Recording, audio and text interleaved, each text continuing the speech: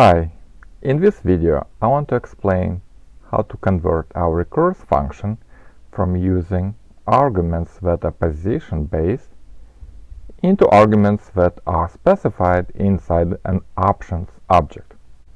Remember, we had the time remaining or timeout parameter. Before that we had iteration limit. Before that we were passing k, which was iteration count. Now I want to specify all three arguments, and just adding them here is a little bit messy, right? Remaining count, for example. As you can see, if we use positional arguments, then the user will have to specify each argument, even if they want to specify just the last one, because you cannot skip the previous ones. So let's convert this function and make sure it takes an object of options. So I'm gonna copy it.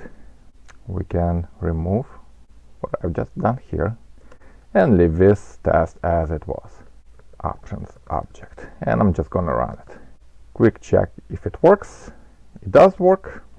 So what we will do, instead of taking parameters, we'll say options, and by default I like to give it an empty object, so you don't have to specify anything if you just are okay with default options.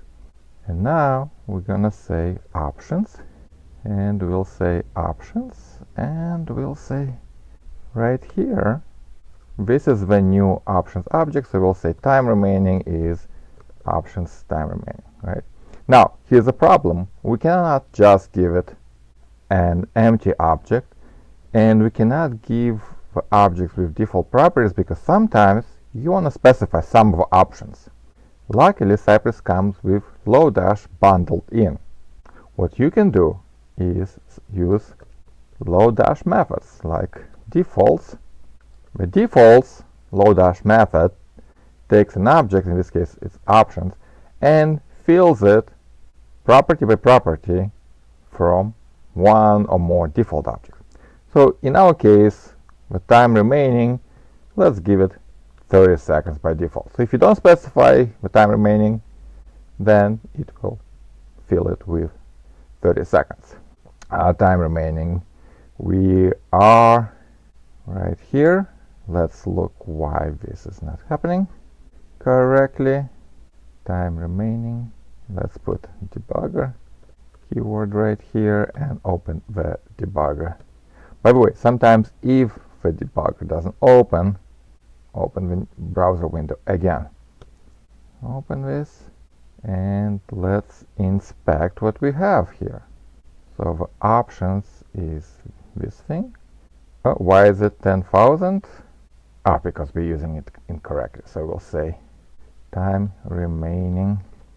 Okay. Now it should be fine. So this is the correct one. So now, for example, if we want to add all those properties, we can. Let's say limit, and we'll say by default you're allowed to call the commands function 30 times, and we'll copy the code that says if you exceeded the limit, right, then we'll throw an error. Let's move this and put it right here. And right now we saying options limit, and of course don't forget to pass it when we call the function again. So limit options limit -1. Perfect. So we can add multiple options. A very common option is logging. So by default we, let's say, want to log this, log true, and we'll put all our logs behind a if statement. If options log, then we call in log, right? So we'll do this for each log statement. We don't even have to do this, and we have to pass log options log. So by default we are logging everything, otherwise we'll say log false, and we're doing nothing. And the only thing here is the side task. Well, we're not controlling the options right here. So if you don't want to log side task, you can also say log false. when you're doing side task, you have to put the options first. Or is it side task? Oh no, you put it in the second position. Let's see why we are not doing this. Oh, because it see positional arguments. And because we're not logging anything, we actually have to wait without knowing what's going on. So we probably should log at least something like this.